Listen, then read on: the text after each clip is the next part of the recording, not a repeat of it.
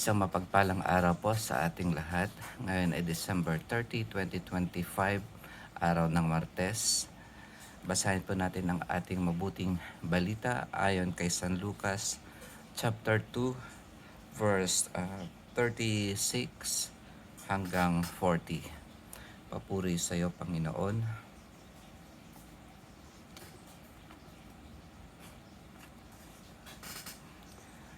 Naroon din sa templo ang isang propetang babae na ang pangalay Ana, anak ni Phanuel na mula sa lipi ni Aser.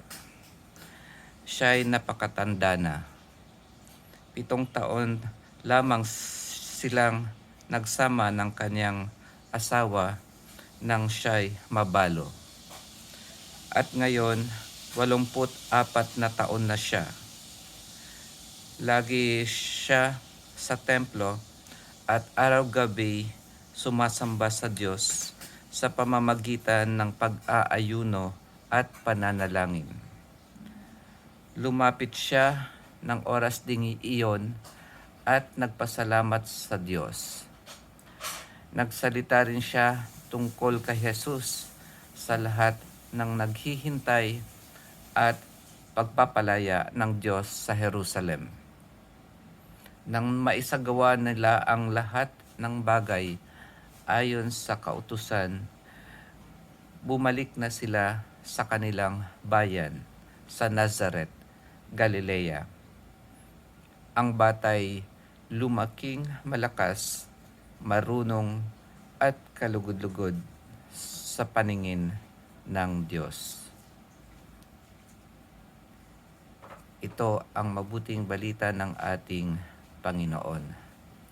Pinupuri ka namin, Panginoong Hesukristo.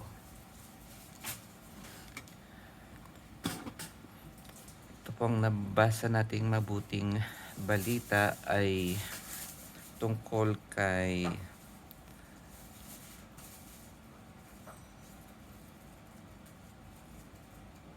Ana na isang propetang babae na ang edad ay 84 years old at 7 years lang silang nagsama ng kanyang asawa at naging balo na siya. After niyang mabalo ay naglingkod siya sa templo kahit ganun na siya katanda. At dito ang ginagawa niya ay nag-aayuno o kaya fasting at saka panalangin, prayer. So fasting and prayer. Itong ginagawa niya ay ginagawa natin hanggang ngayon, yung fasting and prayer. Lalong-lalo na kapag araw ng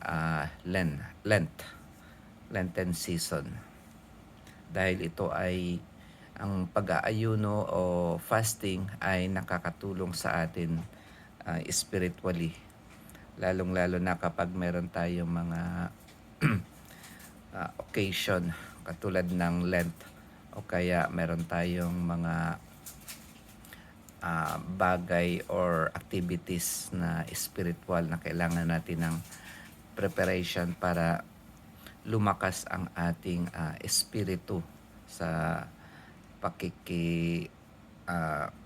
paglaban sa mga temptation o kaya mga balakid sa ating spiritual na paglago. At ganun din naman kapag bago tayo mag-communion sa misa ay nagpa-fasting tayo 1 hour before the Mass. At dito naman ang sinasabi rito ay katulad din siya ni Simeon na inaantay rin niya yung pagpapalaya ng Diyos sa Jerusalem. At umuwi na yung Holy Family o banal na pamilya sa Nazareth, Galilea. Sila Jesus, Maria at Jose. At lumaking malakas, marunong at kalugod-lugod sa paningin ng Diyos. So dito sa English parang Jesus grow in wisdom and found favor in God. So hindi ibig sabihin na nag-aral siya para maging matalino o kaya karoon ng wisdom. Kumbaga, habang lumalaki siya ay mas lalong nakikita natin na ang pagka-Diyos niya, kasi nakikita natin na mas lalong nagiging visible yung kanyang wisdom, tsaka yung kung paano siya nagiging kalugod-lugod sa ating Panginoon sa way of life niya.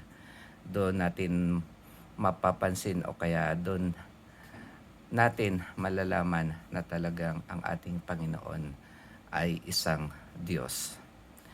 Yun naman po mga kapatid, maraming salamat sa pakikinig at magkita-kita po tayo bukas. Amen.